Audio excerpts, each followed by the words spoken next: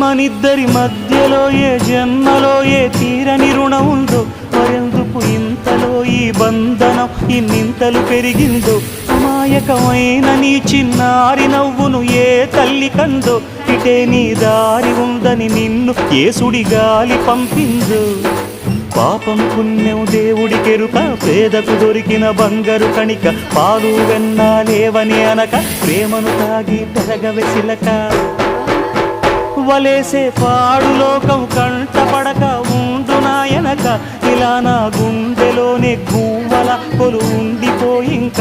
ఇటే పోస్తే ఎమున్నైనా నిలేస్తానే, మరింక ఏ కీడు నీ వంక రాలేదు.